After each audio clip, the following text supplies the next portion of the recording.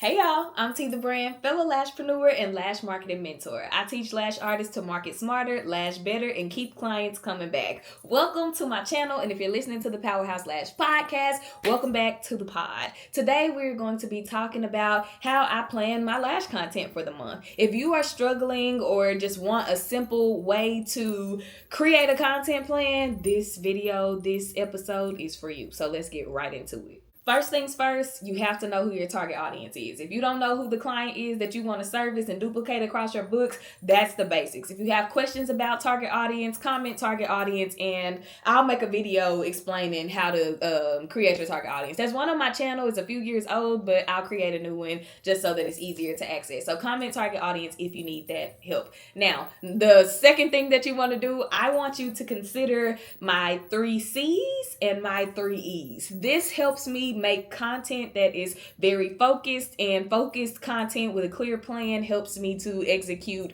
easily. So first we're going to talk about the 3 C's. The 3 C's are connect, convert, and clarity.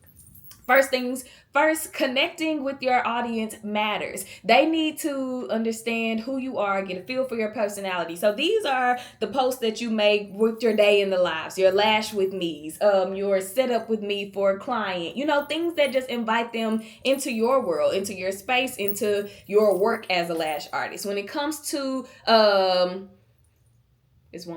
clarity. These are your educational pieces of content where you're teaching about what a lash bath is, why you do it, why your clients need to do it at home. When you're teaching about isolation or educating about what a classic set versus a volume set is. Anytime that you are teaching your clients something, that is clarity. Anytime that you're bringing them clarity, how to book, how to do whatever, those are your clarity posts. So we have connect, we have clarity, and last we have convert. Conversion posts are the posts that you sell on. This is when you have your book now, click the link in bio, CTAs. CTA is a call to action. That's a directive that you give. You see them all the time. Comment this, drop that, share this.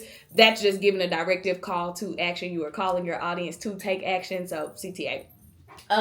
These are the posts where you're posting your lash sets and you're posting your promos and you're posting anything that you think will get people in to book with you, or the purpose of it is for clients to book with you. Now, you want to combine those 3 C's with my 3 E's, and my 3 E's let you know what each piece of content should be doing. So think of it as the purpose of the content. The first E is to encourage. This pillar is super simple. There are always trending sounds that are motivational. There's always a quote that you can post. You can post a picture of you with a quote, something that is going to connect you with your audience beyond lash extensions. You can choose what that may look like for you, what you may want it to look like, but you want to make sure that you are doing something to encourage them. You can even go as far as taking your actual content pieces and finding ways to encourage them in that. So yes, you want to encourage them, in life outside of lash extensions, but you can also create a post encouraging them to wash their lashes and sharing why. These C's and E's, they're supposed to merge together. So don't feel like you're doing double the work. You just have categories, which are your C's, and you have purposes for the content in each category, which are your E's. E number 2 is to educate. You want to make sure that when you are posting about whatever subject, you are educating. So we've already given you some encouragement about your lash bath, and now we're going to give you some education about your lash bath. We're going to tell you why it's important, XYZ, all of the things. So education is important. It is not your job to educate other lash artists if other lash artists are not your ideal client. It is not your job to create content, to entertain, to educate other lash artists if those lash artists are not your client. Because what you're going to do, you're going to confuse your audience. Lash artists are going to see that you're talking to them. Lash clients are going to see that you're not talking to them, and the lash clients don't be booking. They are not going to be booking, and neither are the lash artists. So let's stay focused. All right. And number 3, you want to entertain. Now, when it comes to entertainment, you don't have to do any silly things. And I always use the example because it was just so heavy in 2024. Like, there was a trending sound and a trending action where people roll off the lash bed and onto the floor and pop up like this and have something to say. Like, you don't have to do all of that. silly stuff. You don't have to dance on you just don't have to. You can entertain by using a trending sound or using a sound that you like and you want to do a lip sync to. You can entertain by sharing, something about the different types of client personalities that they are. Something to make your clients laugh, not other lash artists. Because what may be funny and relatable to a lash artist, a client might be like, no, because they're not in that lane, in that space. So remember, your 3 C's and your 3 E's, educate, entertain, encourage, those are for you to stay focused on your clients. Okay, now let's move on. Now, after you know what it is that you are creating content about for your target audience, you now want to decide how many times a week do you want to post. Do you want to show up 3 times a day? That's 3 times a day until you decide how many days a week you want to post. Do you want to show up 3 times a day, 3 times a week? Okay, now you know each week I need to have 9 pieces of content prepared.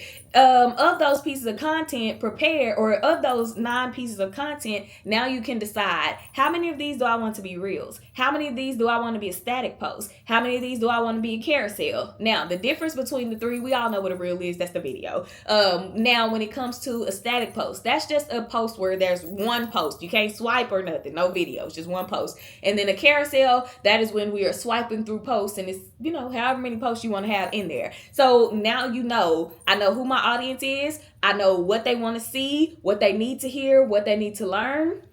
I know that I need to create topics for them. Now that I've created my topics, I can say, okay, I'm creating 9 videos a week, and I have 4. That was terrible math. This is going to be terrible math. I have 4 content pillars. So I know that each week I need to have at least 3 posts per each pillar plus an additional one. So I need 3 posts about my story, 3 posts about marketing education, 3 posts about lash education, 3 posts about what's the other one, girl? The brain is stopping. It was another subject. Oh, lifestyle. So that's 12 right there, huh? Okay, well, do the math and figure out how many of these you want to be static posts, carousels, and reels. Let's move on.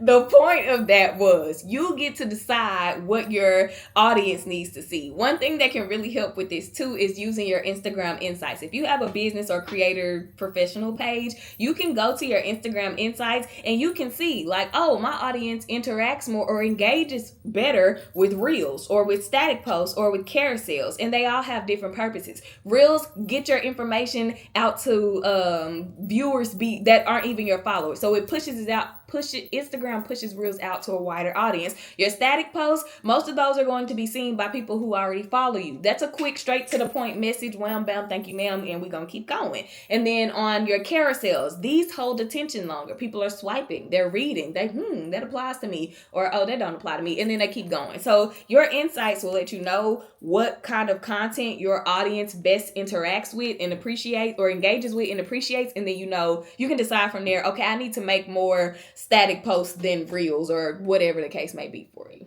So finally, after I know who it is that I'm posting for, what it is that they need to see, hear, and learn from me, what I want to do with each of those posts, how many posts I need to make per week to make sure I have the total per day, and all those things that I just said, and now I feel like my brain is scrambling. Now that I have all of that done, I can write out a plan to, okay, this is when I'm going to record. It makes it so much easier to batch content when you have done the planning part up front, because now I can sit down and I know I need 3 pieces of content about my story. I can go ahead and knock those out right now. And I need 2 pieces of content about lash education, and I can knock those out in one sitting. That allows you, the planning allows you to batch record, and ultimately makes the production of content and the execution of content a lot easier. I hope that this video was helpful. It was a quick video, a quick episode, but I feel like I've already said so much and I don't want to overload your brain. If you have have any questions, drop them in the comments. I am super happy to answer and help you. I also offer Power Hour Clarity calls. Those calls are for you to get whatever it is that you need. If you feel stuck in your lash business, you like, girl, I don't know what to do, that's what I'm here to help you with. I'm here to give you some clarity, help you untangle the thoughts in your brain, and reach a decision where, okay, I now know at least what I want to do or what I don't want to do. If you don't know who your target audience is, baby, I am the target audience powerhouse queen of lash extensions, so of the lash industry. So I'm happy to hop on a call with you and help you get down to who it is that you want to service. That is so important. Your target audience is the foundation of everything that you do in your business. And it's the reason why a lot of lash artists have a hard time with creating content, marketing that content, creating a brand identity that relates to their ideal client, because they don't know who they are. And you think it's like a lot of surface level things, but I promise you, if you get on the call with me, you are going to see just how important this is and where you may have been making errors simply because you didn't have a clear understanding of your ideal client. If there's anything regarding you want a content strategy, a marketing plan, branding that aligns with your target audience, because again, they are the foundation. You cannot create a brand identity, a face for them to connect with if you don't know who they are, because you don't know what they like and what they're interested in. You can't create content that is on brand